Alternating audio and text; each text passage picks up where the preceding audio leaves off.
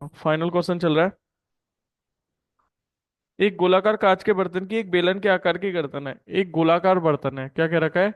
एक गोलाकार बर्तन है जिसके कांच के बर्तन गोलाकार कांच का बर्तन है जिसके बेलन के आकार की गर्दन है, मतलब इसकी बेलन टाइप से गर्दन है। ठीक है। बेलन टाइप की गर्दन है जिसकी लंबाई 8 सेंटीमीटर है। इस बेलनाकार वाली गर्दन की है ना। ऊंचाई या लंबाई का मतलब ये होता है ना। ये इसकी लंबाई दे रखी है 8 सेंटीमीटर और व्यास दे रखा है 2 का। इस बेलन वाले भाग की है ना ये वाली। तो इसकी त्रिज्या क्या हो जाएगी? 2/2 बराबर 1 सेंटीमीटर। और इस गोले वाले भाग की त्रिज्या दे रखी है इसने। गोल गोलाकार भाग का भी क्या दे रखा है? इस गोले का व्यास ही दे रखा है, तो व्यास दे रखा है 8.5। लेकिन त्रिज्या चाहिए तो 2 का भाग दे देंगे। अब पॉइंट हटा दे ऊपर से तो नीचे जीरो बढ़ जाएगी, 85/20।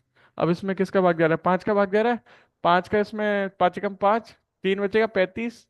5 7 35, 5 चको 20, 5 का भाग दिया ऊपर 17 बार और नीचे 4 बार। तो ये तो गोलाकार भाग की त्रिज्या आ गई। और ये बेलन की चीज है, ये तो बेलन की चीज है। और ये गोले की। ठीक है, वो क्या कह रहा है इसमें? इसमें भरे जा सकने वाले पानी की मात्रा बतानी है। इस पात्र में ऊपर से पानी भरेंगे तो इसमें कितना पानी भरा जा सकता है? कुछ पानी तो ये स्टोर करेगा, कुछ पानी ये स्टोर करेगा, तो कुल पानी कितना स्टोर करेगा? बेलन का आयतन प्लस गोले का आयतन, तो इसे कैलकुलेट करेंगे बस। ये छोटा सा क्वेश्चन आ गया समझ में? भरे जा सकने वाले कुल पानी की मात्रा होगी ये बेलन का आयतन प्लस गोले का आयतन, है ना? बस यही करना है। वो और ये चीज कह रहा है कि वो कि एक बच्चे ने नापा है 345, क्या ये सही है? तो वो अपन नाप के देख लेंगे ना। पात्र पात्र कैसे बना है? पात्र में कांच गोल कांच के बर्तन की गोल कांच के बर्तन की चित्रानुसार बेलनाकार गर्दन है।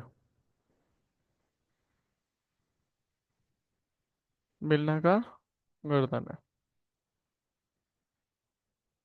से बना है।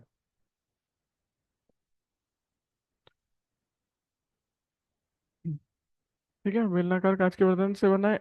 इस पात्र में भरे जा सकने वाले पानी की मात्रा पात्र में भरे जा सकने वाल, वाले पानी की मात्रा बराबर हो जाएगा।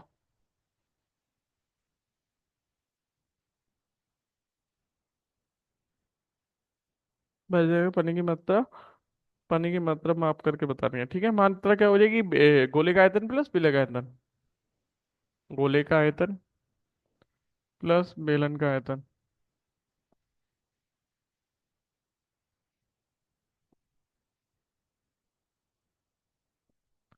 ठीक है, गोले का आयतन होता है, गोले का आयतन 4/3 पाई आर क्यू है ना। सही लिखना है इसको, मैं 2/3 लिख देता हूँ मोस्टली, क्योंकि वो अर्धगोला काम में आता है ना।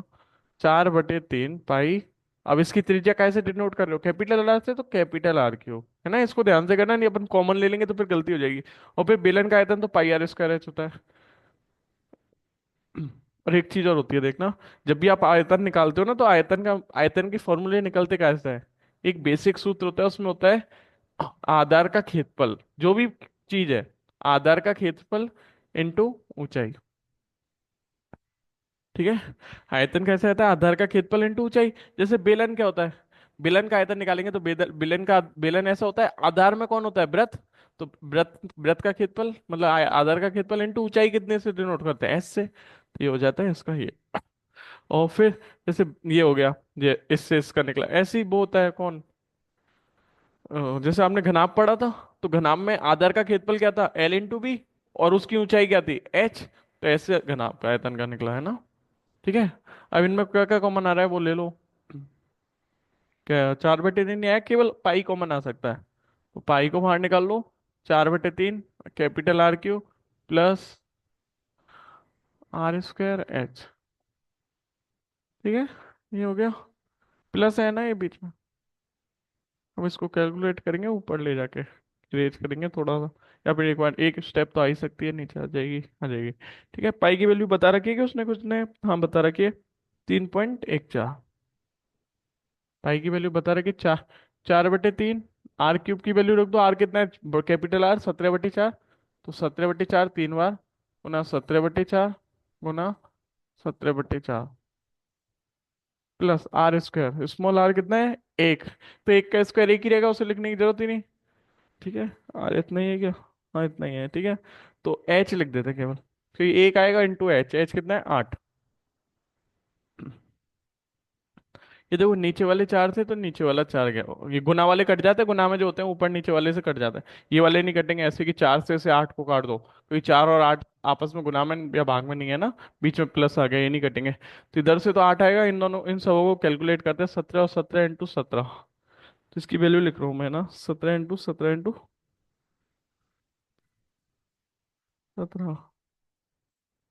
ठीक है। तो ऊपर इरेज कर दूं क्या, या फिर इधर साइड में हो जाएगा, छोटा सा है, इसमें हो जाएगा।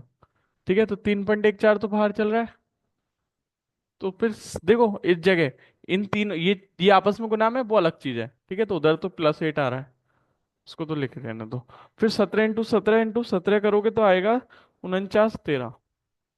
49 13, ठीक है। और फिर नीचे क्या है, 3 इंटू 4 इंटू 4, 4 चौको 3 चौको 12, 12 चौको 48। ठीक है। फिर 48 दोनों का एलसीएम आ जाएगा। ठीक है। 3.14, 48 दोनों का एलसीएम आ जाएगा।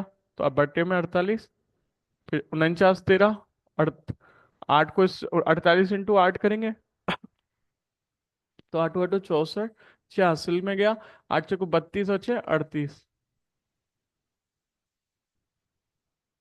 3.14, ऊपर वाले कैलकुलेट कर लो।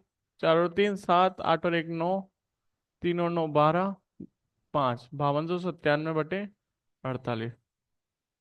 ठीक है। फिर ये, अब इसमें भाग दे लो, या तो ऐसे कर लो कि इसमें से पॉइंट निकाल लो, फिर इसमें भाग जाएगा क्या। 12 चौको 48, 12 दूनी 24, 7, 12 74। या फिर इसका 48 का इसमें भाग दे लो, पहले 48 का इसमें भाग दे लेते हैं, फिर इनको आपस में गुना कर लेंगे 3.14 के साथ। इससे कटेगा तो सही, लेकिन 2 बार ही कटेगा, 2 से ही कटेगा। तो फिर ये कोई मीनिंग नहीं रहा काटने का। 2 से नहीं, शायद 4 से भी कट जाएगा यहाँ पे। काट लेता है चलो। ठीक है, काट लो। ये वाला, ये दोनों गुना में तो कट जाएंगे। 4 एकम 4, 4 दूनी 8। अब यहाँ पे पॉइंट है, मीनिंग क्या है, पॉइंट हटाओ इसका पहले तो। नीचे 2 जीरो बढ़ गई, कितनी संख्या पहले पॉइंट था, 2 संख्या वाले, नीचे 2 जीरो बढ़ गई। 4 से काट रहे हैं। तो देखो, 4 7, 4 7 28, 3 बचेगा, 28 और 3 34। 4 के पड़े में 34 नहीं आएगा, 4 से नहीं कट रहा, 2 से कट रहा है ना। 2 2 दूनी 4, 24 दूनी 28, 48। 2 एकम 2, कितना बचा, 11। 2 पंजे 10, कितना बचा, 14। 2 सत्ते 14। तो ऊपर तो 157 और ये गुना हो जाएंगे, और नीचे 24 इंटू 100 गुना हो जाएंगे। ठीक है। कुछ काटने का ज्यादा प्रॉफिट हुआ नहीं, क्योंकि 2 से कटा तो ज्यादा छोटी हुई नहीं। तो मैं ऊपर वालों को ऊपर वाले से गुना करके लिख रहा हूँ। आप कैसे भी कर सकते हो, पहले इसका इसमें भाग दे लेते, फिर 3.14 से गुना कर लेते, थोड़ा छोटा रहता। अब मैंने काट दिया तो मैं इसको आगे ही बढ़ा देता हूँ। ठीक है। तो 157 को मैं गुना कर रहा हूँ 5297 से, तो आएगा 831, बराबर आ रहा है 831 629। बटे में 100 चल रहा है, इंटू 24 चल रहा है। अब मैं 24 का भाग दे रहा हूँ इसमें पहले, फिर 100 की तो पॉइंट लगेंगे, तो 100 का अलग से भाग दे लेंगे। 831 का 629, 831 629 में भाग देंगे 24 का। 34 651.20। 34 651, 651, ये 24 है ना, 651.20। और बटे में 100, 2 जीरो का भाग और लगेगा, तो यहाँ पॉइंट 2 स्थान और खिसक जाएगा, तो इधर लग जाएगा 346.51। 346.51, और 20 और लिखो तो लिख दो, है ना। नहीं तो पॉइंट के बाद 2 स्थान तक दिखा दो, काफी होता है। 346.51 20। ये क्या है, पात्र का आयतन है। ये सेंटीमीटर में चल रहा है, तो सेंटीमीटर क्यूब में इसका आंसर आएगा। नीचे नहीं दिख रहा तो इधर लिख देता हूँ। क्या आंसर आया, 346.51 20 सेंटीमीटर क्यूब। ठीक है। ये क्वेश्चन था, एक बार दोबारा देखना। और बच्चे ने क्या नापा था, वो कह रहा है कि बच्चे ने नापा था 345, लेकिन उस 345 थोड़ी आया, 346.51 आया, मतलब अंतर है दोनों में। अतः बच्चे द्वारा मापा हुआ गलत है। लास्ट लाइन रहेगी, कहते हैं बच्चे द्वारा मापा हुआ गलत है। ठीक है, ये क्वेश्चन हो गया, एक बार दोबारा रिवाइज करा रहे हैं। एक बर्तन बना हुआ है गोलाकार कांच के, गोलाकार कांच है, उसके ऊपर एक बेलनाकार गर्दन है जिसकी ऊंचाई और त्रिज्या दे रखी है, ऐसी इसकी त्रिज्या दे रखी है। गोलाकार कांच के बर्तन की पानी स्टोर करने की कैपेसिटी कितनी होगी, गोले में जितने की स्टोर होगा प्लस ये वाला, तो इनके के आयतनों का योग होगा। पाई दोनों में कॉमन ले लिए, 4/3 R³ प्लस R²H।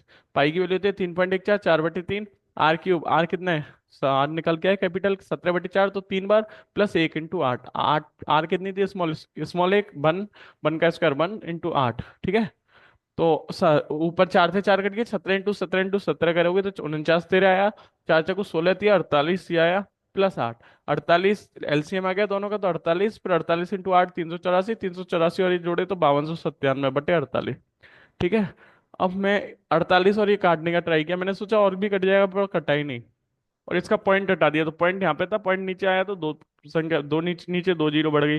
फिर मैंने 157 और 5297 गुना किया, इतना आया। फिर 24 का इसमें भाग दिया, इतनी बार गया। फिर 2 जीरो का संग में भाग क्यों नहीं दिया, क्योंकि दो जी पॉइंट जीरो से भाग देने में तो पॉइंट खिसकता है केवल, तो यहाँ पे दो संख्या इधर खिसक गया, तो 346.51 है। और ये आयतन है तो सेंटीमीटर क्यूब, मतलब इस पात्र में पानी भरा जा सकने वाली की मात्रा होगी इतना आयतन, इसकी धारण क्षमता इतनी है, मतलब आयतन इतने है, ठीक है, पानी भरे जा सकेगा इतना। लेकिन बच्चे ने क्या नापा था, 345 सेंटीमीटर क्यूब, बच्चे ने बताया इसका आयतन कितना है, 345, तो वो गलत है। ठीक है, बस एक लाइन लिख देना कि इस बच्चे द्वारा मापा हुआ गलत है।